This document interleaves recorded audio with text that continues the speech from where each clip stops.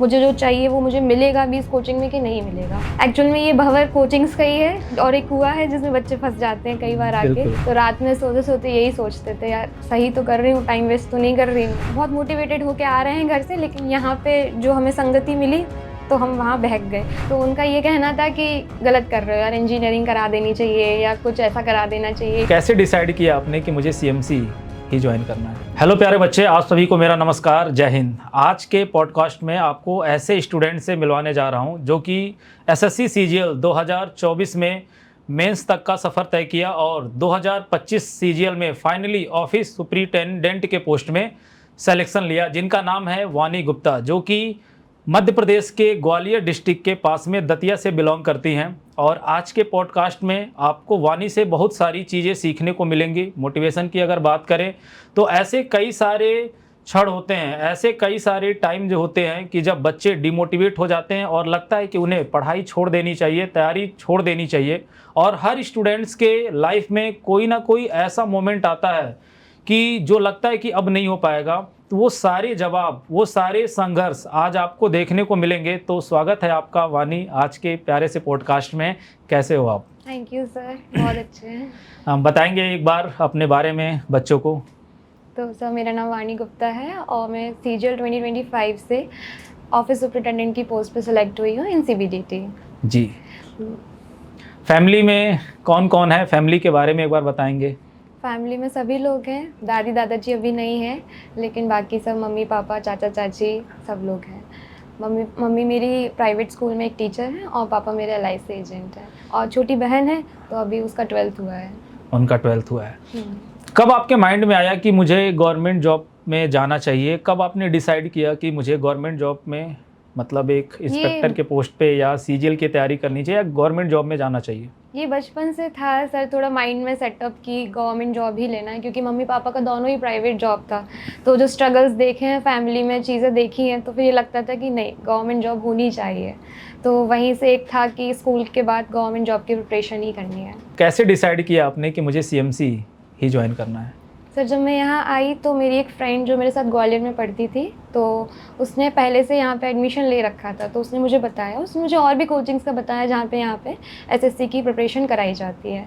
तो मैं ऐसे किसी की बातों में नहीं आती जल्दी, तो फिर मैं गई वहाँ पे, सारी कोचिंग्स में डेमो लिए। जो यहाँ पे बहुत सारी कोचिंग, भंवर कुआं पे हम आते हैं। एक्चुअल में ये भंवर कोचिंग्स का ही है और एक कुआं है जिसमें बच्चे फंस जाते हैं कई बार आके। तो वही यहाँ पे मैंने बहुत सारी कोचिंग्स में डेमो लिया, फिर यहाँ पे भी डेमो लिया और यहाँ पे थोड़ी ऑथेंटिसिटी फील हुई मुझे यहाँ के, और बच्चों से भी बात की। जैसे हर कोचिंग में, जिस भी कोचिंग में मैंने डेमो लिया, उस कोचिंग के मैंने बच्चों से जाके ज़रूर बात की, जो भी कोचिंग से ऐसे निकल रहे हैं। तो हाँ, ये बच्चा एडमिशन लिए हो, या यहाँ से उनके, वहाँ से जाके उनके सारे रिव्यूज़ लिए कि क्या है, मुझे जो चाहिए वो मुझे मिलेगा भी इस कोचिंग में कि नहीं मिलेगा। तो फिर ऐसे ही मैंने सभी कोचिंग्स में बच्चों से भी बात की और टीचर्स से भी डेमो लिए, तो वहाँ पे भी उनको समझा कि वो किस तरीके से मुझे आगे गाइड कर सकते हैं। तो फिर फाइनली सीएमसी मैंने सेलेक्ट किया। पहले शुरू किए थे तो क्या चैलेंजेज आए थे? पहले तो बहुत मोटिवेशन होता है जब हम आते हैं कि अरे हम तो कर ही लेंगे, अगले साल तो सिलेक्शन हो जाएगा, मतलब पहले अटेम्प्ट में सब क्लियर हो जाएगा। बहुत मोटिवेशन रहता है, काम भी बहुत करते हैं, सुबह से उठ जाते, रात रात तक पढ़ते। लेकिन जब फिर सिलेबस कंप्लीट होने लगता है, धीरे धीरे मॉक्स देते हैं, तब रियलिटी सामने आती है कि यार इतना भी इजी है नहीं जितना हम समझ रहे हैं। फिर टीचर्स की बातें समझ में आती है कि जिस तरीके से वो गाइड करते हैं कि बेटा इतनी बार रिवीजन लगेगा, तब ऐसा लगता है स्टार्टिंग में तो यार 5-6 बार कौन रिवीजन करता है, 1-2 बार में समझ में आ जाएगा। लेकिन जब मॉक्स देते हैं, जब रियलिटी सामने आती है कि नहीं, जो टीचर्स बोल रहे हैं उसकी सच में बहुत ज़्यादा नीड है। तो जैसे गौरव सर भी क्लास में कई बार बोलते थे, आप लोग भी बहुत बार बोलते थे कि इतना इतना आपको रिवीजन लगेगा। तो स्टार्टिंग में लगता था यार कुछ ज़्यादा नहीं बोल रहे हैं, ये इतना थोड़ी ना होता होगा। फिर लेकिन जब रियलाइज़ हुआ कि नहीं, बहुत नीड है इसकी, रिवीजन बहुत इंपॉर्टेंट है। तो टीचर्स का जो गाइडेंस मिला, उन्होंने बोला जैसे भी कितना रिवाइज़ करना है, किस टॉपिक को किस तरीके से पढ़ना है, कितना आपको कहाँ ध्यान देना है, आपके वीक पॉइंट्स पे कैसे काम करना है। तो फिर धीरे धीरे चीज़ें सेटल डाउन होती गई। नहीं तो स्टार्टिंग में तो रहता है जोश, फिर धीरे धीरे सब असलियत सामने आती है कि इतना इजी है नहीं जितना ऐसा लग रहा है। सिलेबस लगता है लोगों को देखकर कि हाँ यार क्या है, ये 10 तक का मैथ्स है, ये है, पर उस टाइम में आपको उतना सारा करना, अब तो वैसे भी सेक्शनल टाइमिंग आ गई तो और ज़्यादा डिफ़िकल्ट हो गया है। बट हाँ, अगर टीचर्स का गाइडेंस हो और आपकी फुल मेहनत हो तो हो जाता है। गाइडेंस की अगर बात करें तो आप यहाँ पे पढ़ाई की आपने, सर का, गौरव सर का क्या गाइडेंस रहा, क्या योगदान रहा सर आपके मैं तो प्रिपरेशन में? कई बार रोते रोते पहुंची गौरव सर के पास। मैं बहुत रोई भी हूँ उधर पे, कंट्रोल भी किया है कई बार कि नहीं रोना है। कई बार मतलब ऐसा रहता था कि डिमोटिवेटेड बहुत ज़्यादा फील कर रहे हैं, मॉक्स में मार्क्स नहीं आ रहे, इतना पढ़ रहे हैं, दिन दिन भर पढ़ रहे हैं, पर कुछ रिजल्ट सामने नहीं आ रहा, क्योंकि ये सारी चीज़ें बहुत टाइम टेकिंग होती है, पेशेंस होना चाहिए। बिल्कुल। और जब हम लोग हमारी एज में पेशेंस होता नहीं है बच्चों के पास अमूमन, तो पेशेंस नहीं हो, तो वो सर एक्सपीरियंस्ड है, उनकी इतनी एज हो रही है, हम जैसे इतने सारे बच्चों को पढ़ा चुके हैं, तो वो हम लोग को समझाते थे कि बेटा नहीं, तुम अकेले नहीं हो, सबके साथ ऐसा होता है, लेकिन धीरे धीरे सब चीज़ें सही हो जाएंगी। वो गाइड करते थे, तो वो गाइडेंस बहुत काम आता था कि नहीं हो जाएगा। कई बार इतना डिमोटिवेटेड फील कर देते थे कि काम करने का भी मन नहीं होता। जब मॉक्स में मार्क्स अच्छे नहीं आ रहे, इतना पढ़ रहा है, कुछ हो रहा है, तो ये लगता है कि क्यों ही पढ़ रहा है, इतना कुछ हो तो है नहीं रहा है। लेकिन फिर जब सर के पास जाते थे, सर समझाते थे कि नहीं बेटा तुम अकेले नहीं हो, सब हो जाएगा अच्छे से, बस लगे रहो, रुको नहीं। तो बस लगे रहते थे और आज। बिल्कुल बिल्कुल। अच्छा, कोई बच्चा अगर प्रिपरेशन करता है एसएससी का, तो उसमें मॉक का क्या योगदान रहता है? मॉक कितना इम्पोर्टेंट सर है? बहुत इंपॉर्टेंट है, मॉक्स तो बहुत इंपॉर्टेंट है। मॉक्स के बिना आप जान ही नहीं सकते आपकी क्या अच्छे पॉइंट है, क्या वीकनेसेस हैं। और वीकनेस पे काम तभी कर पाओगे आप जब आपको पता चलेगी। पहले जब हम पढ़ते तो हमको लगता है कि सब आ रहा है, सब समझ में आ रहा है। क्लास में हम जब पढ़ते हैं, क्वेश्चन सॉल्व करते हैं, थोड़ा टाइम लगता है भले, लेकिन हो जाते हैं। लेकिन मॉक्स में आपको पता चलता है कि टाइम इतना नहीं लगाना है, उतने टाइम में ही कंप्लीट करना है। तो फिर मॉक्स असलियत सामने लेके आते हैं कि आपका दिमाग इतनी जल्दी चलना चाहिए वहाँ पे कि क्वेश्चन देख के आपको सीधा सोल्यूशन होना चाहिए। तो मॉक्स तो बहुत इंपॉर्टेंट है सर। और स्टार्टिंग में तो मैं तो कहती हूँ सेक्शनल मॉक्स देने चाहिए पहले तो। फुल मॉक थोड़े रहता है कि आपके सारे सब्जेक्ट्स कंप्लीट नहीं हुए होते हैं। 50% सिलेबस कंप्लीट करने के बाद यहाँ पे जैसे टीचर्स ने बोला कि आपका 50% सिलेबस कंप्लीट हो गया, तो सेक्शनल मॉक्स तो लगाने लगो। तो फिर उसके बाद आपको पता चल जाता है कि आपके क्या वीकनेसेस है, कहाँ आपको काम करना है, कहाँ ज़्यादा रिविजन की ज़रूरत है। तो वो तो इम्पॉर्टेंट है सर। बिल्कुल, मतलब मॉक का बहुत ही इंपॉर्टेंट है। 50-60% अगर सिलेबस हो जाता है तो बच्चों को मॉक देना स्टार्ट कर देना चाहिए। सेक्शनल मॉक देना स्टार्ट कर देना चाहिए, क्योंकि सारे सब्जेक्ट्स का नहीं हुआ, लेकिन मैथ्स रीजनिंग तो कुछ ऐसे टॉपिक्स रहते हैं कि बन जाते हैं। जी जी, ठीक है। अब जैसे आप मुझे ये बताओ कि जैसे मान लो आपने तैयारी कर रहे थे, तो तैयारी के दौरान कभी ऐसा मोमेंट आया था क्या कि छोड़ देना चाहिए, नहीं होगा? सर कई बार ऐसा लगता था, जब मॉक्स में गंदे नंबर आते थे ना, हाँ। तो रात में सोते सोते यही सोचते थे, यार सही तो कर रही हूँ, टाइम वेस्ट तो नहीं कर रही हूँ। लगता था ऐसा सर, बहुत लगता था। मतलब एक बार आता है, हाँ, मतलब हाँ। प्रिपरेशन के दौरान कभी कभी ऐसा होता है कि ये नहीं हो पाएगा, छोड़ देना चाहिए, कुछ और कर लेना चाहिए। भाई, और फिर कई बार कई लोग भटका भी देते हैं ना। आप किसी से ज़्यादा बात करते तो बोलता है, अरे मेरे घर में भी ऐसे कुछ लोग थे, तो उनका ये कहना था कि गलत कर रहे हो यार, इंजीनियरिंग करा देनी चाहिए या कुछ ऐसा करा देना चाहिए, ये बहुत टाइम टेकिंग है, कोई मतलब चांस नहीं है ज़्यादा कि हो ही जाएगा। बट ये है, अगर बच्चा मेहनत करता रहे तो हो जाता है। और सबसे मेन बात ये है कि आपके पेरेंट्स को आप पे विश्वास है। मेरे घर वालों को मुझ पे विश्वास था कि नहीं कर लेगी ये। मैं कभी बोलती भी थी ना कि यार मम्मी या पापा ऐसा हो रहा है, तो वो लोग कहते थे हो जाएगा, सब्र रखो, सब अच्छा करेंगे भगवान, तुम मेहनत करते रहो, बस मेहनत से कभी नहीं चूकना। पेरेंट्स का मतलब सपोर्ट बहुत ज़रूरी होता है इस टाइम पे। जी सर। कैसा सपोर्ट रहा आपके पेरेंट्स का आपके प्रिपरेशन में? तो पेरेंट्स का तो बहुत ज़्यादा सपोर्ट रहा है, बहुत ही सपोर्टिव रहे हैं, मामा जी वगैरह भी, और घर पे भी सभी लोग ऐसे सपोर्टिव तो रहे हैं बहुत। कुछ भी ऐसे कोई भी फंक्शन हो रहा है घर पे या कुछ भी हो रहा है, तो ये नहीं जिद करते थे कि नहीं तुम आ ही जाओ। अगर मेरा मन भी हो रहा होता है ना, तो भी वो बोल देते कि नहीं कोई ज़रूरत नहीं है आने की, अपने घर पे इंदौर में रह के अपनी प्रिपरेशन पे काम करो। क्योंकि घर पे ये कहना था कि हम भले ही तुमको एक दिन के लिए बुला लेंगे, लेकिन तुम्हारे एक हफ्ता ख़राब होगा। आने की पहले की तैयारी, उसके पहले 2-3 दिन पढ़ाई नहीं होती, फिर घर जाते हैं तो पढ़ाई का माहौल ऐसे ही, फिर आने के बाद फिर पढ़ने का मन नहीं करता कि अभी तो घर से आए हैं। तो वो एक दिन अगर आप भले ही जाते हो, लेकिन वो आपका पूरा हफ्ता जाता है, और वो बहुत इंपॉर्टेंट टाइम होता है। जब आप तैयारी कर रहे हो तो एक एक पल आपके लिए बहुत इंपॉर्टेंट होता है। अगर मैं मैथ्स की बात करूँ, तो मैथ्स में क्या करना चाहिए बच्चों को? स्टार्टिंग में कैसे स्टार्ट करना चाहिए पढ़ना?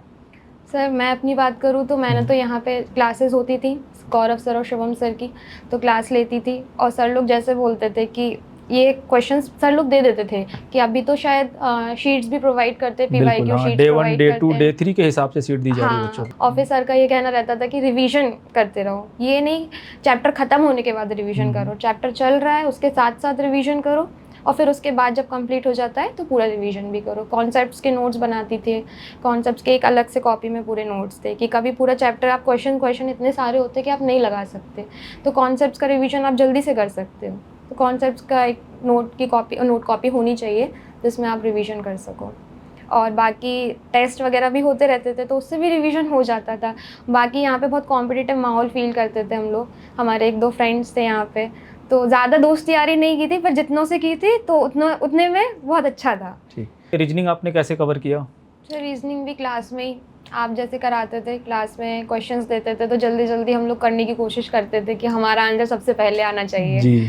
तो वो तो रहता था। और घर पे जाके जैसे क्वेश्चंस दिए जाते थे तो वो रिवाइज करते थे। और हफ्ते में ऐसा करते थे कि एक बार जो चैप्टर कंप्लीट हुआ है तो हफ्ते का पूरा एक रिवीजन, और हफ्ते में जो चल रही हैं क्लासेस तो आज जो पढ़ाया उसका एक बार घर पे जाके फिर से रिवीजन, वो ज़रूरी होता है। क्योंकि कॉन्सेप्ट्स का आना और कॉन्सेप्ट्स को अप्लाई करना दोनों ही बहुत अलग बात है। आप क्लास में बैठ के कॉन्सेप्ट सीख सकते हो, लेकिन अप्लाई आप तभी कर पाओगे जब आपने बहुत ज़्यादा प्रैक्टिस कर ली हो उसकी। तो मैथ्स और रीजनिंग में तो प्रैक्टिस बहुत ज़्यादा ज़रूरी है। बच्चों को ये लगता है कई बार कि हमें कॉन्सेप्ट समझ में आ गया तो हमसे क्वेश्चन बन जाएगा, लेकिन कॉन्सेप्ट समझना और उसको अप्लाई करना एग्जाम में बहुत ही ज़्यादा डिफरेंट चीज़ें हैं दोनों। बिल्कुल। और इंग्लिश का आपने कैसे किया? क्योंकि इंग्लिश में बच्चों को आप देखते हो काफ़ी ज़्यादा प्रॉब्लम फेस करना पड़ता है। सर इंग्लिश का तो ये था कि मेरा स्कूल इंग्लिश मीडियम था तो हाँ। इतना ज़्यादा प्रॉब्लम कभी हुआ नहीं। जी। बस पैराजम्बल्स और पैसेज में थोड़ा रहता था क्योंकि रीडिंग कॉम्प्रिहेंशन शायद इतना स्ट्रॉन्ग नहीं था, तो उसकी वही बार बार उसकी भी प्रैक्टिस ही करना है। मैं तो कहूँगी SSC is equals to practice. Practice, बिल्कुल, प्रैक्टिस प्रैक्टिस प्रैक्टिस। बस ठीक है, थोड़ा सा जीएस के बारे में बताइए, क्योंकि सबसे ज़्यादा जो प्रॉब्लम फेस करता है बच्चा एसएससी में वो जीएस का, क्योंकि मैथ्स में भी स्कोर करता है, रीजनिंग में भी स्कोर करता है, और अगर इंग्लिश बैकग्राउंड है तो इंग्लिश भी हो जाती है। बट जीएस मुझे जहाँ तक लगता है कि 90% बच्चों को जीएस में प्रॉब्लम फेस करना पड़ता है। जीएस में तो सर यही है, सिलेबस बहुत वास्ट है, आप कवर कर भी लोगे फिर भी कुछ ना कुछ छूट जाएगा। कई बार ऐसे क्वेश्चंस आ जाते हैं जो कभी आए भी नहीं है, पीवाईक्यूज में भी नहीं देखे हमने, तो कुछ क्वेश्चंस ऐसे होते हैं हमें वहीं बैठ के बनाने होते हैं ऑप्शन एलिमिनेशन से भी। फ्रेंड सर्कल का क्या वो तो बहुत इंपॉर्टेंट है, इम्पोर्टेंस है आपका प्रिपरेशन में, क्योंकि आप देखते हो कि तैयारी के दौरान बहुत सारे फ्रेंड्स होते हैं, तो कैसा होना चाहिए फ्रेंड सर्कल? कई बार रहता है ना सर कि बहुत मोटिवेटेड होके आ रहे हैं घर से, लेकिन यहाँ पे जो हमें संगति मिली तो हम वहाँ बहक गए। क्या होता है कई बार हमें पता होता है बैक ऑफ द माइंड कि ये चीज़ गलत है, लेकिन जब वो सब लोग करते हैं ना तो वो चीज़ सही लगने लगती है। तो वो चीज़ बचा के रखना, मतलब उन चीज़ों से बचना है आपको। घर से हम मुझे ये कह के भेजा गया था कि जैसी संगति रखोगे वैसी तुम्हारी मति होगी, तो वो एक बैक ऑफ द माइंड मेरा चलता रहता था कि संगति बहुत अच्छी होनी चाहिए। तो ये कैसे किया कि ये संगति अच्छी होगी, कैसे इन्वायरमेंट आपने चूज किया? सर मेरा यही था कि मतलब पढ़ने वाले हों, मैं एक दूसरे को ग्रो कराना जानती हूँ। कुछ बच्चे ऐसे होते हैं ना कि पढ़ने वाले भले ही हैं लेकिन एक दूसरे को नीचे खींचने के उसमें लगे रहते हैं। तो मेरे जो फ्रेंड सर्कल थे हमेशा सर उन्होंने बहुत सपोर्ट किया है। अपने फ्रेंड सर्कल के बारे में बताओगे, जो अभी आपके फ्रेंड सर्कल थे अभी वो क्या कर रहे हैं, कैसे हैं? सर अभी मेरी एक फ्रेंड थी, हम लोग साथ में ही आए थे इंदौर, दतिया से इंदौर, तो उसका भी इसी बार हुआ है जैसे सीजीएल रक्षा गुप्ता अच्छा, का। रक्षा का भी सिलेक्शन आपके सर्कल है? हाँ, तो उसका हम दोनों साथ में एक साथ ही एक स्कूल में पढ़े हुए हैं बचपन से, और फिर उसके बाद यहाँ पे भी दोनों का साथ में सिलेक्शन हुआ। हाँ, मतलब ये चीज़ें मैंने भी देखा था कि आप और रक्षा का बैच एक था, आपने एक साथ ज्वाइन किया था, और जहाँ तक मुझे लगता है कि आपके यहाँ पे कोचिंग में भी जो टेस्ट होते थे वहाँ पे भी नंबर सेम होते थे। अगर 90 है तो 91 या 90 रहते हैं। और जहाँ तक मुझे याद है कि आप दोनों लोगों का 2024 में प्री में भी हुआ था, और 2024 में आप लोगों के नंबर 1 या 2 आगे पीछे थे, और लगभग नंबर भी सेम होते थे, तो संगति का बहुत ज़्यादा फर्क पड़ता है, कंपटीशन का माहौल भी रहता था। और यहाँ अभी जो मैंने लाइब्रेरी, पहले तो मैं यहाँ आती थी तपस्या में, हाँ। फिर उसके बाद पास वाली जो लाइब्रेरी थी वहीं जाने लगी थी। जी। तो वहाँ पे भी मुझे ऐसे दोस्त मिले जिन्होंने कभी भी ऐसा लगता है कि नहीं हो पाएगा मुझसे, तो वो हमेशा ये कहते थे कि यार तेरे से नहीं होगा तो किससे होगा, तू तो करेगी। तो उनका भी बहुत ज़्यादा सपोर्ट रहा है, क्योंकि पहला अटेम्प्ट में आप फिर भी आप बहुत ज़्यादा मोटिवेटेड रहते हो, लेकिन जब दूसरा अटेम्प्ट होता है तो थोड़ी एनर्जी लेवल लो हो जाती है। तो उनका बहुत सपोर्ट रहा है कि हाँ तू कर लेगी, तेरे पर विश्वास है। जैसे आपने 2024 का प्री निकाला, मेंस में आपका जब रुका तो उस टाइम कैसे अपने आप को किया कि ठीक है फिर से एक बार रीस्टार्ट करते हैं, वो मोमेंट कैसे आपने हैंडल किया? सर वो मोमेंट तो ये था कि बहुत बिलीव नहीं हो रहा था, मुझे लग रहा था कि नहीं हो जाएगा मेरा, ऐसा लग रहा था कि नहीं कर लूँगी, हो जाएगा। लेकिन जब एग्ज़ाम हुआ, रिज़ल्ट आया, तो एग्ज़ाम देने के आने के बाद मेरी टाइपिंग बिगड़ गई थी उस टाइम पे। जब पहले बार, उस टाइम पे दो बार टाइपिंग हुई थी उस साल, तो जब मेरा पहला वाला जो टाइपिंग टेस्ट था वो बिगड़ गया था। फिर घर गई तो घर पे सब लोगों ने समझाया कि नहीं कर लोगी, लगता है थोड़ा टाइम, बट अभी तुमने पहले अटेम्प्ट में इतना कर लिया तो तुम आगे ज़रूर, पक्का है, मैं विश्वास, मुझसे ज़्यादा मेरे घर वालों को और मेरे दोस्तों को विश्वास था कि तू कर लेगी। और टीचर्स के पास भी, यहाँ पे जैसे गौरव सर के पास भी आती थी कि सर नहीं हो रहा है या डिमोटिवेटेड फील कर रही हूँ, कभी काम करने का मन नहीं कर रहा है, इतना कर लिया है उसके बाद भी, तो ये लोग समझाते थे कि नहीं कर लोगे आप लोग, जो बच्चा मेहनत करता है वो कर लेता है एट द एंड जाके, तो उनका यही था मेहनत करते रहो हो जाएगा। प्रिपरेशन के दौरान कोई ऐसा टर्निंग पॉइंट आया हो आपके प्रिपरेशन में? सर प्रिपरेशन तो ठीक है, लेकिन जब सीजीएल का मेरा पहला अटैम्प्ट था तो उसके 2 दिन पहले मतलब मेरे दादाजी शांत हो गए थे। सीजीएल के प्री के जस्ट पहले? हाँ, पहला जो मेरा टाइम था जी। उसमें 2 दिन पहले मेरे दादाजी शांत हो गए। उनकी तबीयत ख़राब थी 1 हफ्ते से, तो मैंने उनको फ़ोन किया जब उनकी तबीयत ज़्यादा नहीं बिगड़ी थी, जब हॉस्पिटल एडमिट ही किया था, तो मैंने उनको फ़ोन किया तो मेरी उनसे बात हुई। तो उन्होंने पूछा मुझसे कि कब आ रहे हो बेटा, तो मैंने कहा कि दादाजी एग्ज़ाम ख़त्म हो जाएगा उसके बाद आऊँगी, एग्ज़ाम जैसे दे के आऊँगी। तो वो ना एकदम शांत हो गए, मतलब कुछ बोले नहीं उसके आगे। मुझे ऐसा लगा कि वो ऐसा बोलना चाह रहे थे कि नहीं तू आ जा अभी, तेरी ज़रूरत है, लेकिन उन्होंने बोला नहीं, क्योंकि हमारे घर पे हम 5 बेटियां हैं, चाचा वगैरह सबके कज़न्स मिला के हम 5 बेटियां और 1 भाई है हमारा। पर हमारे घर पे कभी भी हमें बेटियों की नज़रों से ऐसे नहीं देखा गया कि ये बेटी है, इनसे कुछ नहीं होगा। उन्होंने हमेशा हमें सपोर्ट किया है, मेरे दादाजी तो हमेशा, और दादी भी, कि हमारी लड़की अफसर बनेगी एक दिन, कुछ अच्छा करेगी। तो उतनी तबीयत ख़राब होने के बावजूद भी, और शायद उनको सेंस भी हो गया था, घर वाले ऐसे बताते कि अब जाने वाले हैं, लेकिन फिर भी उन्होंने मुझे नहीं बुलाया कि नहीं तेरा एग्ज़ाम है, तू एग्ज़ाम दे। उसके बाद भी जब मुझे पता चला तो मैंने बोला नहीं मैं तो आ रही हूँ, घर आ रही हूँ मैं। लेकिन घर वालों ने भी फिर इतना सपोर्ट किया उस टाइम पे, समझाया मुझे कि नहीं रो, अभी दादाजी उसमें ज़्यादा खुश होंगे कि तुम वहाँ जाके अपना कर्तव्य पूरा करो। जिस चीज़ के लिए तुमने पूरा साल भर दिया है, जिस चीज़ के लिए तुमने पूरे दिन रात एक किए हैं, और वो एग्ज़ाम नहीं दोगे तो उनको बहुत ज़्यादा दुख होगा कि हमारी वजह से तुमने वो एग्ज़ाम नहीं दिया। और अगर वो चाहते तो वो तुमसे खुद भी बोल सकते थे कि आ जाओ, लेकिन वो जो उनकी जो चाहत है, जो उनकी शायद आखिरी इच्छा यही होगी कि तुम कुछ बन जाओ। तो फुल फिर उस टाइम इतना सब लोगों ने इतना मोटिवेट किया, तो फिर प्री निकला मेरा, बट मेंस नहीं निकल पाया, लेकिन 25 वाला मेंस फिर निकला। मेंस निकला। मतलब लाइफ में फैमिली का सपोर्ट होना बहुत ज़रूरी होता है। बहुत ज़्यादा ज़रूरी है सर, और लड़की के लिए तो बहुत ज़्यादा, क्योंकि लड़कियों के साथ ये रहता है हमेशा कि फैमिली वाले और उल्टा प्रेशराइज़ करते हैं कि नहीं हम 2 साल दे रहे हैं या 1 साल दे रहे हैं, जितना में करना है करो, नहीं तो फिर तुम्हारी शादी तय है, या फिर नहीं हम अपनी बेटियों को बाहर नहीं भेज सकते। लेकिन मेरे फैमिली वाले हमेशा सपोर्टिव रहे हैं, तो उसका परिणाम शायद ये है। बिल्कुल, ये चीज़ें देखने को मिलता है। जैसे आप देखा जाए आज के टाइम पे, पहले तो काफ़ी था, लेकिन अब धीरे धीरे क्या है, ये चीज़ें अच्छी हो रही हैं। जैसे आप लोग रिजल्ट दे रहे हो, तो आपके रिजल्ट को देख करके आपके गांव में, आपके पड़ोस में कई सारे लोग बोलेंगे कि नहीं देखो भाई वानी ने किया, हमें भी करना है, कर सकते हो। सर बच्चों का भी ये कर्तव्य रहना चाहिए कि अगर आपके पेरेंट्स आपको ट्रस्ट करके बाहर भेज रहे हैं तो उनका कभी ट्रस्ट आप तोड़ो नहीं। बिल्कुल, ये तो सबसे अच्छी बात आपने बोला, और ये चीज़ें होना भी चाहिए। तो मतलब पेरेंट्स का सपोर्ट करना चाहिए, पेरेंट्स को सपोर्ट करना चाहिए बच्चों को, कि बच्ची अगर है तो उनको पढ़ाया जाए। जैसे उनके ऊपर प्रेशर एक नहीं होना चाहिए कि नहीं भाई तुम्हें मैं 1 साल का केवल टाइम दे रहा हूँ, 1 साल में अगर आपका नहीं होता है तो आपकी शादी करा दूंगा मैं। कई लोगों के साथ देखा है सर, मैं यहाँ पे भी कई लोगों से मेरी बातचीत होती थी तो उन्होंने मुझे ये चीज़ बताई है, और हुआ भी है कई लोगों के साथ। आते हैं बच्चे, कई सारे बच्चे आते हैं कि सर अब तो ऑप्शन नहीं है, मुझे घर ही जाना पड़ेगा, क्योंकि 1 साल के लिए बोला गया था और इस साल मेरा नहीं हो पाया है। तो सपोर्ट थोड़ा सा करना चाहिए, और बच्चों को भी ध्यान देना चाहिए कि आप जिस काम के लिए यहाँ पे आए हुए हो उस काम में थोड़ा सा ध्यान दिया जाए। ठीक है। और जैसे सिलेक्शन जब आपका हुआ, तो सिलेक्शन के बाद का रिएक्शन क्या था फैमिली में?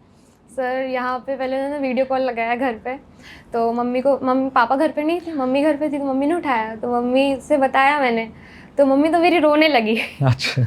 मुझे रोना नहीं आ रहा था, लेकिन उनको रोना आ रहा था। वो बहुत ज़्यादा, मतलब जब मेरा एग्ज़ाम भी हुआ करता था ना, तो बस भगवान जी के सामने हो जाए, इसका हो जाए उनका ये रहता था। तो वो तो एकदम रोने लगी, और मौसा जी, इवन मेरे मौसा जी, मैंने ग्रुप कॉल किया तो मौसा जी ने उठाया, मौसा जी रोने लगे मेरे। तो मतलब बहुत ज़्यादा, घर की बड़ी बेटी हूँ तो सबको बहुत ज़्यादा एक्सपेक्टेशंस भी थे कि हाँ ये कुछ अच्छा करेगी। तो जैसे ही उनको बताया तो सब बहुत ज़्यादा इमोशनल हो गए। घर गई तो पूरा इधर फटाके जलाए, घर पे सबने माला वाला से स्वागत किया, बिल्कुल ऐसा नेता वाला फीलिंग आ रही थी। तो रिजल्ट के बारे में किसने आपको पहले बताया कि रिजल्ट आ गया? रिजल्ट के बारे में तो सर शायद आपका ही फ़ोन आया था मेरे पास। अच्छा, हाँ मेरा ही फ़ोन गया था कि रिजल्ट आ गया। मैंने कहा अच्छा रिजल्ट आ गया है, तो फिर देखा, फिर मुझे समझ में नहीं आया कैसे देखना है रिजल्ट को, फिर देखा कि पोस्ट कोड देखना है, फिर देखा तो फिर हाँ, पहले मुझे लगा कि मुझे टैक्स असिस्टेंट मिल गया, टैक्स असिस्टेंट मिल गया है, चलो ठीक है। फिर देखा कि नहीं, ओएस मिल गया है।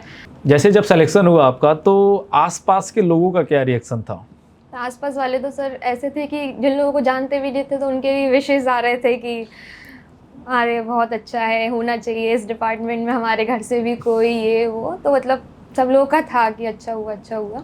जिन लोगों को जानती भी नहीं थी उन लोगों से भी उनके भी बात कॉल आते थे। वही मम्मी पापा से भी, ऐसा समाज वाले कई होते हैं जिनकी इतनी बात नहीं होती उनकी, लेकिन सब लोग आगे आगे से पूछ के कि अरे आपकी बेटी का हो गया, बधाई हो आपकी बेटी का हो गया। तो वो लोग तो अभी तक, मम्मी बोलती है 1 महीना हो गया तुम्हारे सिलेक्शन को, विशेष कम नहीं हो रहा हमारे पास से। अच्छा, आप प्रिपरेशन जब कर रहे थे तो प्रिपरेशन में सीएमसी के कंटेंट का क्या योगदान रहा, कैसा है, एक बार बच्चों को बताओगे आप? तो कंटेंट तो यहाँ का बहुत अच्छा है, वो भी देखा था मैंने जब यहाँ पे ज्वाइन किया था, तो वो सारी चीज़ें देखी थी। यहाँ पे ना ऐसा नहीं है कि बस पीवाईक्यूज़ इंपॉर्टेंट हैं, लेकिन बच्चे के बेसिक्स बिल्ड करने के लिए, फाउंडेशन बिल्ड करने के लिए जो क्वेश्चंस क्लास में कराए जाते हैं और जो बुक्स में जो क्वेश्चंस अवेलेबल होते हैं, एक ही क्वेश्चन अलग अलग टाइप में, मतलब एक टाइप का ही क्वेश्चन अलग अलग वेरिएबल्स के साथ दिया रहता है, तो उससे प्रैक्टिस होती है। तो वो चीज़ बहुत इंपॉर्टेंट है बच्चों का फाउंडेशन बिल्ड करने के लिए। पीवाईक्यूज़ थोड़े अपर लेवल के हो जाते हैं, लेकिन अगर बच्चे का फाउंडेशन ही बिल्ड नहीं है तो वो आगे एग्जाम में क्या करेगा। तो मुझे ऐसा लगता है कंटेंट जो इधर का है वो फाउंडेशन बिल्ड करने के लिए बहुत अच्छा है। और बाकी पीवाईक्यूज़ तो बहुत जगह अवेलेबल हो जाते हैं और क्लास में भी कराते ही हैं, लेकिन ये जो चीज़ है ये बहुत इंपॉर्टेंट है। 2026 में जो बच्चे तैयारी कर रहे हैं उनके लिए क्या बोलना चाहोगे आप? यही है सर कि मेहनत करते रहो और स्मार्ट वर्क भी करना है, ये नहीं गधे की जैसे करते रहना है। स्मार्ट वर्क भी बहुत इंपॉर्टेंट रोल प्ले करता है कि आप कितने टाइम में कितना टाइम आप किस चीज़ में इन्वेस्ट कर रहे हो। जैसे जीएस है, अब कोई बच्चा दिन भर जीएस पढ़ रहा है और वो बहुत अनप्रेडिक्टेबल है, तो कोई मतलब नहीं है ना। पहले आप अपना मैथ्स, रीजनिंग और इंग्लिश का सिलेबस और उसको इतनी बार अच्छे से प्रैक्टिस कर लो, फिर उसके बाद जीएस पे ध्यान दो। जीएस भी चलने दो साइमल्टेनियसली, लेकिन जीएस का ये नहीं कि आप दिन दिन भर उसको पढ़ रहे हो, क्योंकि मुझे ऐसा लगता है कि बहुत ही अनप्रेडिक्टेबल सब्जेक्ट है वो, उसमें बहुत बार रिवीजन भी लगता है। तो पहले आप ये 3 सब्जेक्ट्स अपने बहुत स्ट्रॉन्ग कर लो, फिर उसके बाद जीएस पे ज़्यादा ध्यान दो। जैसे जो बच्चे प्रिपरेशन कर रहे हैं या उनका किसी कारणवश रुक गया है, जैसे इस साल नहीं हो पाया है, या फिर आगे जो बच्चे प्रिपरेशन कर रहे हैं उनके लिए क्या आप मैसेज देना चाहोगे? तो यही मैसेज देना चाहूँगी कि फेलियर्स को अपना कभी कंफर्ट जोन नहीं बनाओ। अगर आप फेल होते हो ना तो डबल या ट्रिपल तेज़ी से आपके अंदर आग जलनी चाहिए कि इस बार तो करना ही है, कैसे भी हो जाए। तो वो चीज़ है, फेलियर्स को जो लोग कंफर्ट जोन बना लेते हैं ना तो मुश्किल हो जाता है उनके लिए। डिप्रेशन, एंजाइटी, नर्वसनेस सब चीज़ें होती हैं, लेकिन जिसके अंदर आग जल जाती है ना तो उसको सिर्फ अपने काम दिखता है कि आज मेरा ये है, मुझे ये निपटाना है। तो वही है, फेलियर्स को कभी भी अपना कंफर्ट जोन नहीं बनाओ और एक अपने अंदर जो आग है उसको जलते रहने दो। बिल्कुल, ये बहुत इंपॉर्टेंट भी है सर। फेलियर्स बहुत इंपॉर्टेंट है, मुझे ऐसा लगता है लाइफ में आपको कुछ अच्छा करने के लिए, कि जितना नीचे आप जाते हो ना उतना ऊपर उछल के आते हो। बिल्कुल। तो आपको सिलेक्शन के लिए बहुत बहुत बधाई हो एक बार Thank फिर you, से। sir.